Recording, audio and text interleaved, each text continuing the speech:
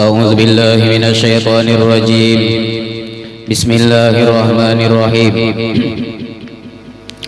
أحمد من اصطفى من عباده من شاء بالولاية, yang artinya aku memuji akan Allah Subhanahu wa taala yang telah memilih ia dari segala hambanya akan orang yang dikehendakinya dengan dijadikannya sebagai waliullah. Wa khassasahu bihamli asrarihi wa jadabahu minhu ilaihi bisabiqil inayah, yang artinya menentukan ia akan dia untuk membawa akan segala rahasianya, dan lagi ia menghampirkan akan dia daripadanya kepadanya dengan sebab terdahulu pertolongannya.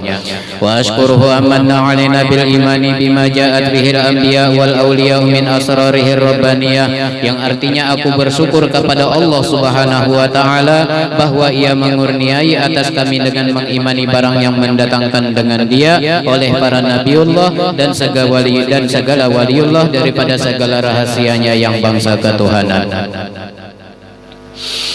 Wa wafaqana limutaba'ati sunnatihimul bahiyati saniyah, yang artinya dan ia telah menolongi kami untuk mengikuti akan jalan semua mereka itu yang terang lagi mulia. Wa usalli wa usallimu ala man sajadalahul malak wa huwa fi zahri abihi suri, yang artinya dan aku memohonkan rahmat Allah dan salamnya atas penghulu kita Nabi Muhammad sallallahu alaihi wasallam yang sujud kepadanya segala malaikat sedangkan ia masih terkandung di dalam tulang belakang ayahnya yang zahiri, yaitu Nabi Adam alaihi salam. Wa ala alihi wa sahbihi wa tabi'ihim fi sabilin nuri, yang artinya dan atas segala keluarganya dan sahabatnya dan segala yang mengikuti akan mereka itu pada jalan yang sangat terang. Amma ba'du, kemudian daripada itu maka ini adalah sebahagian manaqib atau riwayat hidup guru sekumpul radhiyallahu anhu. Mudah-mudahan Allah Subhanahu wa taala menurunkan rahmat dan mengampuni serta meridhai bagi orang yang membacanya dan orang-orang yang hadir mendengarkannya. Amin ya rabbal alamin. Guru sekumpul beliau adalah seorang yang sangat alim lagi mengamalkan ilmunya, seorang arif billah, seorang saleh yang tenggelam di dalam mencintai Allah dan Rasulnya, seorang ulama besar yang menghimpun antara ilmu syariat, tarekat dan ilmu hakikat, seorang ulama yang dimasyhurkan Allah di masanya. Ayahnya bernama Al-Haz Abdul Ghani bin Abdul Manaf bin Muhammad Salman bin Muhammad Sa'ad bin Abdullah bin Muti Khalid ibn Khalifah Hasanuddin bin Maulana Syekh Muhammad Arsyad Al-Banjari radhiyallahu anhum. Ibunya bernama Al-Hajjah Masliyah binti Haji Mulia bin Muhid radhiyallahu anhum.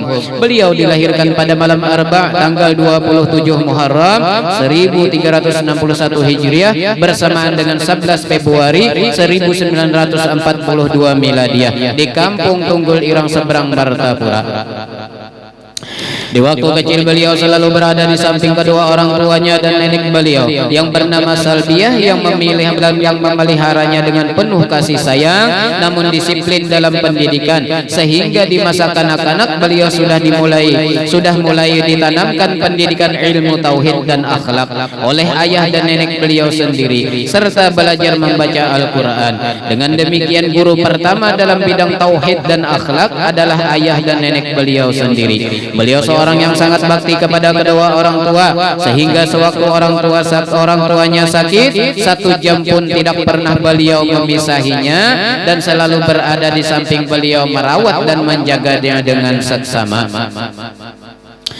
Beliau belajar mengaji Al-Quran dimulainya sejak berumur 5 tahun. Untuk memenuhi keperluan tersebut orang tuanya meminta seorang guru yang bernama Guru Hasan untuk mengaji Al-Quran. Sehabis sholat maghrib berjamaah, beliau berangkat ke rumah Guru Hasan yang tidak terlalu jauh dari rumahnya. Setiap kali berangkat mengaji, beliau selalu disuruh oleh orang tuanya membawa 1 botol kecil minyak tanah untuk diberikan kepada Guru Hasan. Hal itu ditanamkan di hati beliau agar ia dapat menghargai jerih payah gurunya, yaitu setiap kebaikan harus dibalas dengan kebaikan pula. Dalam usia 6 tahun beliau sudah mulai belajar di madrasah di Jalan Keraton Tengah selama 2 tahun. Guru yang mengajari di madrasah tersebut bernama Guru Abdul Muiz dan Guru Muhammad Zaini Umar, dan di madrasah ini diajarkan membaca dan menulis huruf Arab.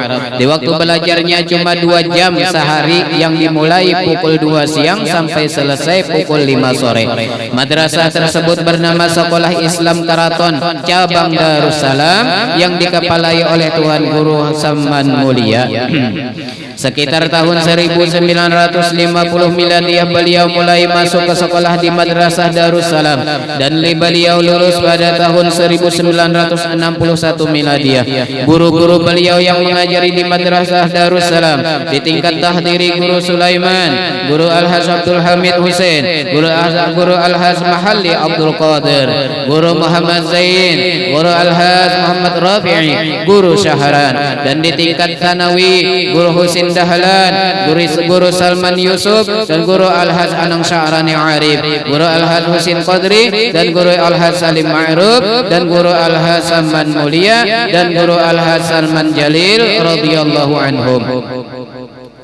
Guru-guru beliau di bidang Al-Quran dan Tauhid: Al-Alimul Fadil Al-Haj Anang Sya'rani Arif, Al-Alimul Fadil Al-Haj Nasrun Tahir, dan Al-Alimul Fadil Al-Haj Aini Kandangan.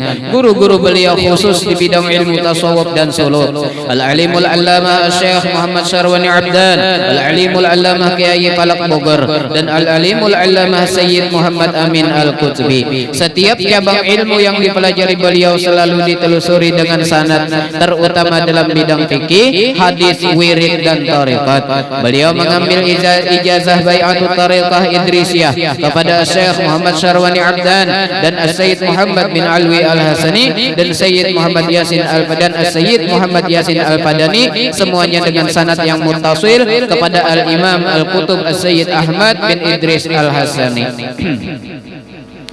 Beliau juga mengambil ijazah bai'atut tariqah Idrisiyah dan tariqat Samaniyah kepada Syekh Muhammad Syarwani Abdan dengan sanad yang muttasil kepada Al-Imam Abdullah Al-Aidarus dan Syekh Muhammad bin Abdul Karim As-Saman Al-Madani. Dan beliau juga mengambil ijazah Dalailul Khairat dan Burdatul Madih Al-Mubarakah kepada Syekh Muhammad Saman Mulia dan sanad yang muttasil kepada penyusun keduanya. Dan lagi di antara guru-guru beliau yang memberi ijazah sanad adalah Sayyid Muhammad Amin Al-Qutbi, Syekh Hasan Al-Mashad, dan Syekh Ismail Al-Yamani.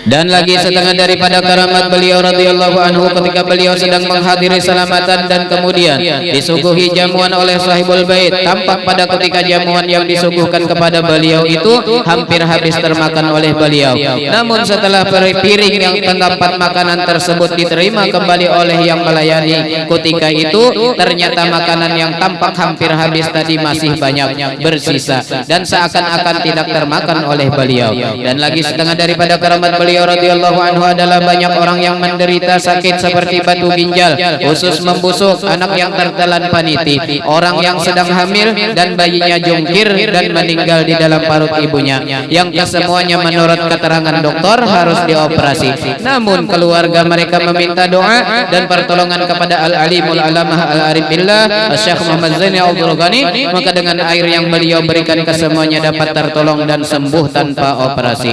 Dan lagi beliau radhiyallahu anhu dikurniai oleh Allah karamat berupa kasab yang sehingga di masa sekolahnya kadang beliau tahu terlebih dahulu soal-soal ujian yang akan diberikan.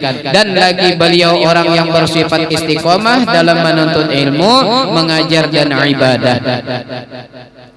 Dalam hal ibadah, maka ibadah beliau non-stop, terus menerus ibadah wajib dan sunat dikerjakan secara rutin. Setelah sholat wajib senantiasa diisi dengan wirid-wirid. Sebelum sholat asar, ketika mau melaksanakan pengajian, beliau rutin membaca Al-Quran di mihrab musalla aw raudhah.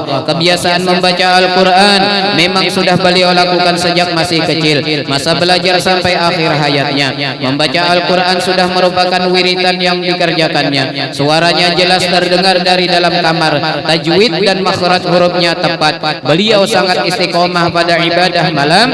Bila sudah masuk waktu sepertiga malam, beliau selalu bangun. Semua anggota keluarga beliau pun selalu dibiasakan istiqomah untuk bangun malam.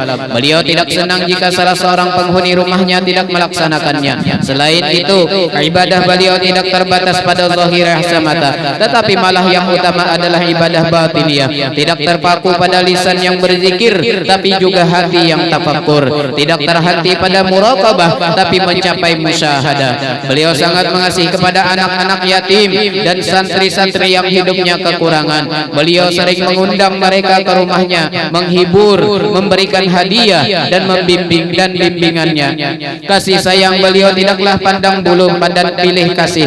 Ada seorang pemuda yang tampak lusuh, berambut gondrong dan kuku yang terlihat panjang, bak seorang preman, berdiri di depan pintu ingin bertemu beliau. Lalu beliau meminta kepada muridnya untuk membukakan pintu. Setelah pemuda tersebut masuk, dengan segera beliau berdiri dan langsung memeluk pemuda itu. Ia dipersilahkan beliau duduk dan dijamu serta diajak bicara dengan lemah lembut sekali. Tidak hanya sekadar itu, pulangnya sang pemuda malah diberi amplop berisi uang. Melihat cara perlakuan beliau yang begitu ramah dan santun terhadap pemuda preman tersebut, murid beliau bingung. Akhirnya murid beliau bertanya kepada beliau. Maka kata beliau, tegakkan hati untuk berhusnuzon, sangka baik pada orang, bukan malah sebaliknya, bahkan merusak orang. Itulah tindakan sebagai ulama. Orang baik biarlah sudah baik, sedangkan yang jahat usahakan semaksimal mungkin dia menjadi baik. Beliau adalah seorang yang bersifat pemurah. Di sekitar tahun 1990 miladiah, saat di kondisi beliau masih sehat dan pengajian diadakan setiap hari kecuali hari Jumat. Jamaah selalu diberi jamuan makanan setiap hari Arba selepas sholat zuhur. Padahal jumlah jamaah saat itu tidak kurang dari 5 sampai 10.000 orang. Sedangkan di hari Khamis dan Isnin selalu diberikan jamuan kopi dan roti kepada seluruh jamaah. Sementara setiap malam Isnin sehabis sholat Isya dan pembacaan maulid, jamuan makanan disiapkan khusus untuk guru-guru agama dan habaib yang berlangsung hingga wafat beliau. Begitu pula setiap kali memulai mengajarkan satu kitab, beliau selalu membagi-bagi kitab tersebut secara gratis pada para jamaah. Beliau juga sering menyumbangkan hartanya untuk masjid, musalla, pesantren dan makom kubah orang-orang soleh. Beliau adalah seorang yang bersifat hilim, yakni tidak pemarah. Sifat tidak pemarah yang dimiliki beliau adalah sifat yang sudah melekat kuat, sifat yang membuat orang lain akan merasa takjub dan heran. Apapun yang menimpa diri pribadinya senantiasa dihadapinya dengan tenang. Sikap beliau dalam menghadapi orang-orang yang hasud kepada beliau, beliau tidak membalas terhadap orang-orang tersebut, malah memuji orang yang memusuhinya. Perlakuannya lebih lemah lembut dari biasanya. Beliau adalah seorang yang bersifat sabar.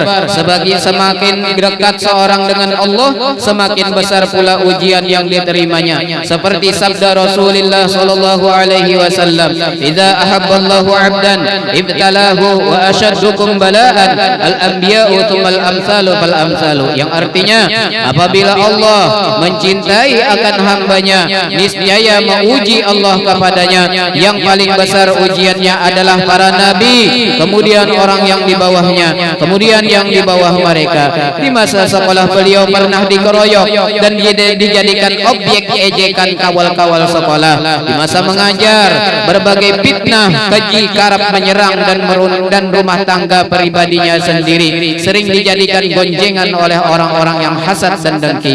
Lebih dari itu, tentu saja kesabaran beliau jelas sekali tergambar kala menjalani hidup dan kehidupan di masa miskinnya. Ketika menderita sakit, beliau tak pernah mengeluh, apalagi sampai mengadu. Gangguan fungsi ginjal beliau sudah berlangsung sejak tahun 2001, dan di tengah penderita sakit ginjal tersebut, ibunya yang bernama Mas Diah yang teramat beliau kasihi meninggal dunia. Namun demikian, beliau tak pernah menunjukkan kesedihan kepada orang sekitarnya. Beliau justru selalu menasihati dan menghibur keluarganya agar jangan menangis. Dalam satu pengajian, beliau menjelaskan tentang sabar. Arti sabar tidak panas hati. Tidak panas hati kita tatkala mendapat ujian dari Allah. Tidak marah hati kita tatkala mendapat ujian dari Allah, dan mulut kita tidak mengadu-adu kepada makhluknya Allah. Walhasil bahwa keutamaan beliau sangat banyak. Perilaku utamanya sangat nampak, bahkan lebih nampak dari matahari waktu zuhur.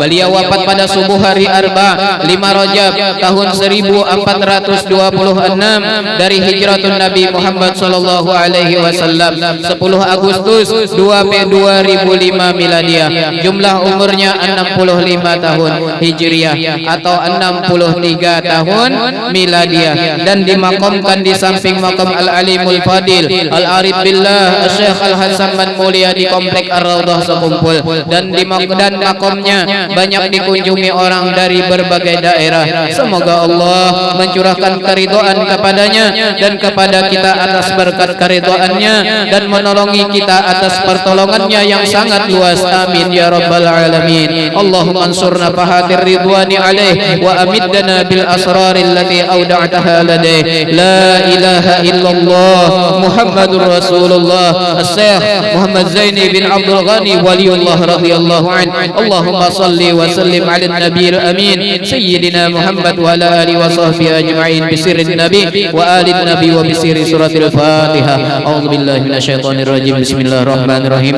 Alhamdulillahi rabbil alamin arrahmanir rahim maliki yaumiddin. Iyyaka na'budu wa iyyaka nasta'in ihdinas siratal mustaqim siratal ladzina an'amta 'alaihim ghairil maghdubi 'alaihim waladdallin. Amin. Amin ya rabbal alamin. Bismillahirrahmanirrahim. Alhamdulillahi rabbil alamin.